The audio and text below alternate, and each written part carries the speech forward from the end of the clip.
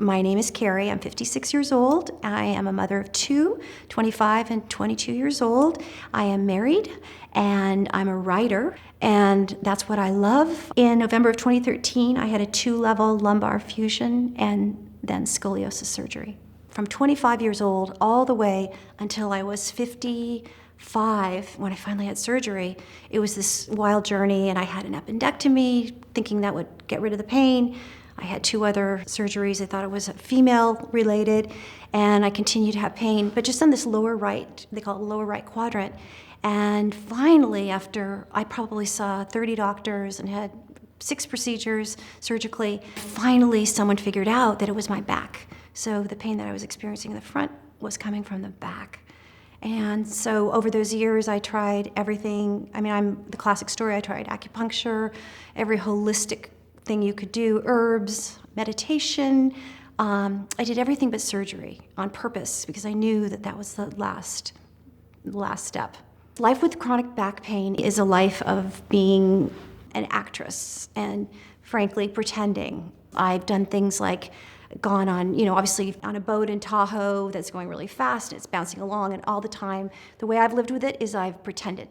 And then I would go home, and when things would quiet down, then everything would flare up, and only my family really knew what was going on. When you have chronic pain, chronic back pain in my case, it affects how you walk through life, because you have to think about, if I'm going to be on an airplane for 5 hours, then this is going to happen. Or if I'm going to a party and I want to wear pretty shoes, this is how I'm going to feel. Almost everything I do daily is filtered through, how will it make me feel physically? And if I decide to do something more active, I kind of know I'm going to pay for it.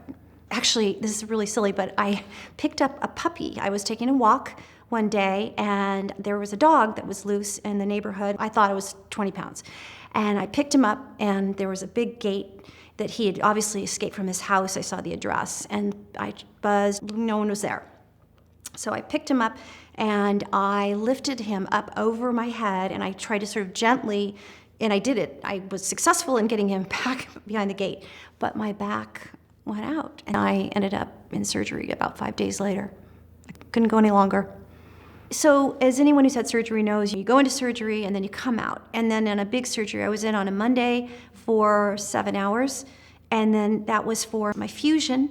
And then I had to go back in on Wednesday for scoliosis surgery. I don't think I heard him say Wednesday.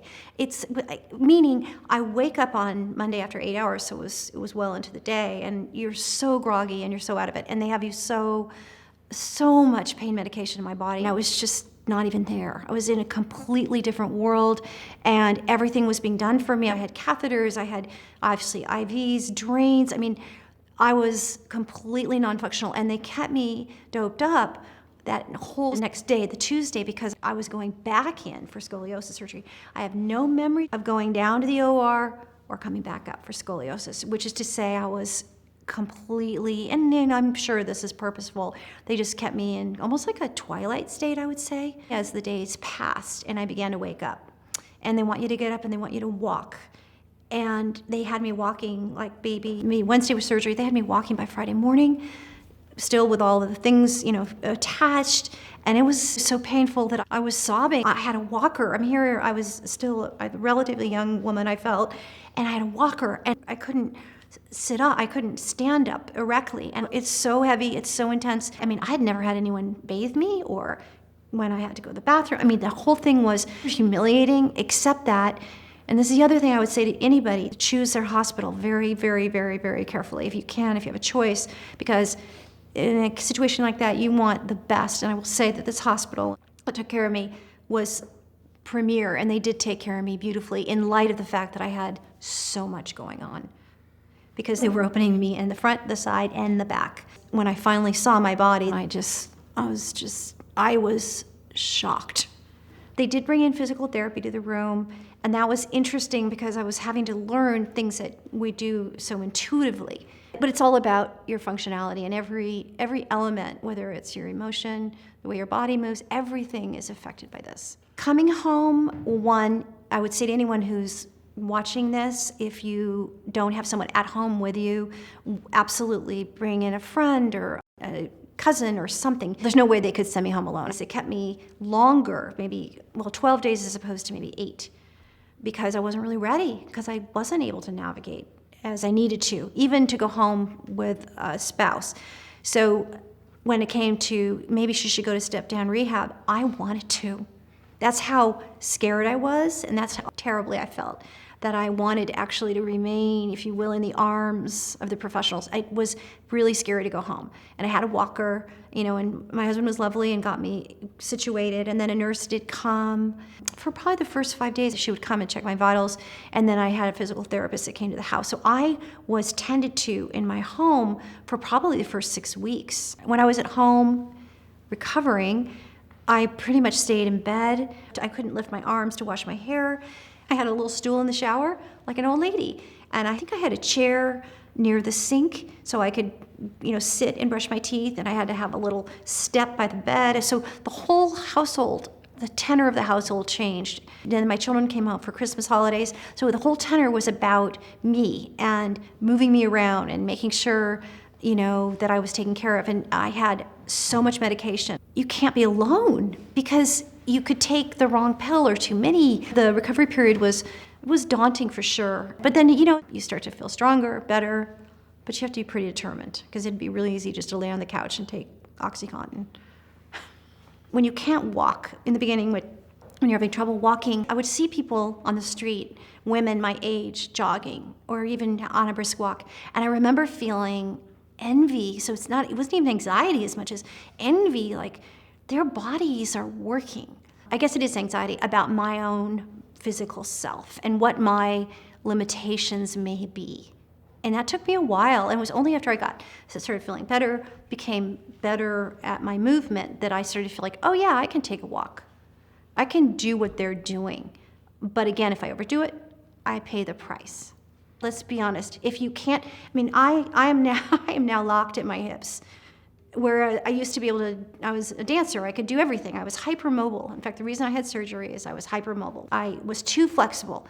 My gift turned out to be my curse. So when it comes to the intimacies of life, I have to be kind of clever and smart, and you just figure it out. But you have to be really honest with your partner. After surgery, managing my expectations were difficult because I had a picture of who I was and the way I had behaved before, physically, meaning being very active, running around, doing everything. But then to manage afterwards, it was game over, because I no longer, at least for the beginning recovery period, I was not in charge of my body. I had to learn how to move again. I had to learn everything, how to get in and out of a car. And I realized that I couldn't sit for very long. And if I flew, I'd have to be able to lay the seat back or go back where the stewardess is and stretch. So managing my expectations was very difficult because I was pretty stubborn and I wanted to be the same.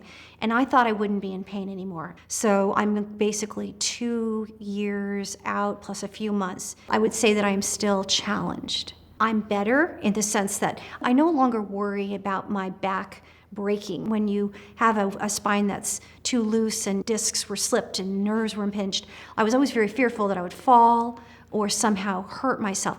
And now I'm ramrod straight, and it would probably take a lot for me to hurt my spine, but I am disappointed right today that I'm not better. And that was probably unrealistic for me.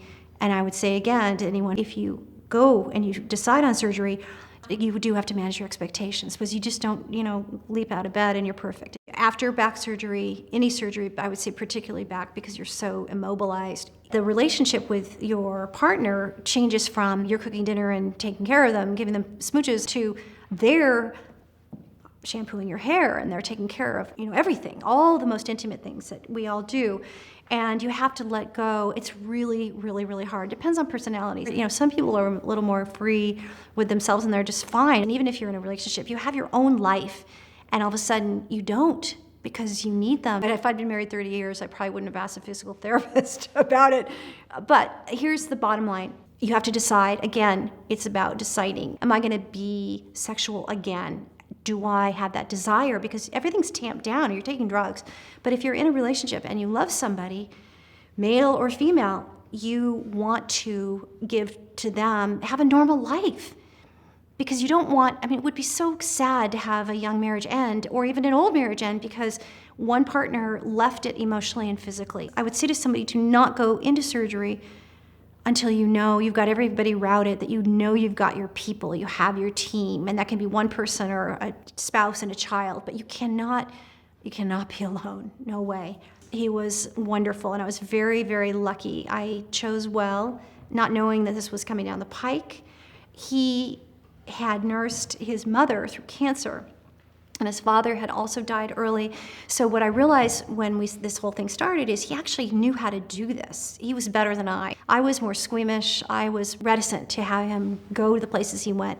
But he had nursed his mother through cancer, and it was really, really rough. And so for him, he was able to see me through different eyes. He didn't turn away, and he wasn't afraid of what I felt I had become. I lost 25 pounds. It was just wild. So I became like a different person. So my caregiver, he was present for me in the darkest, darkest, darkest moments. Establishing a relationship with a doctor, it's a journey. I mean, I've been to, like I said, probably 30 doctors.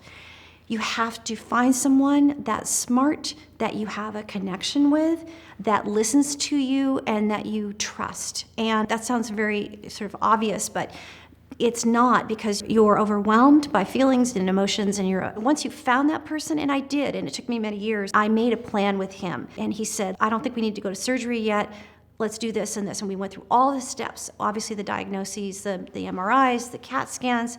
We did some MRIs with contrast to really get good pictures. That's the other part, is you want to get really good screens, and some are better than others. And I learned, some labs are not as good as others. And when you go to a specialist, you can go with your current films, but the truth is they're going to want to take their own, and I actually get that. Part two is if you can have someone with you at the appointments, it's huge. I went at it alone because I was single for about half of this time, and so it was just me, and my children were younger, and I did not want to drag them through it. So for me, especially, the relationship with the doctor was really important. I really depended on him more because of that. And then the last part is you make a plan, and literally you say, if this, then that, and you go through the steps. I'm 2 years and a few months out, and I'm incrementally better. The most important thing that I have learned is patience. Some people will go into this situation with more patience than I have, but you learn the truth about your body, and you also learn the truth about yourself. After a surgery like this, you get to decide who are you going to be. Are you going to be the person that everybody knows, she had back surgery and she never recovered, or she had back surgery and she still is hurting, or you be the person that, I heard she had a big surgery, and did you hear her book just came out? No matter how bad it is, you get to decide what your story is going to be. And so for me, I'm still in it. I was at physical therapy earlier, and I had a really rough day yesterday. Am I going to be an actress, or am I going to tell the truth? I'm telling you the truth. It's still hard, but caregivers and children and doctors aside, the only person that you really, really, really can depend on and that you can manage is you and your body. I'm saying it can be done, but you have to decide every single day how you want to live.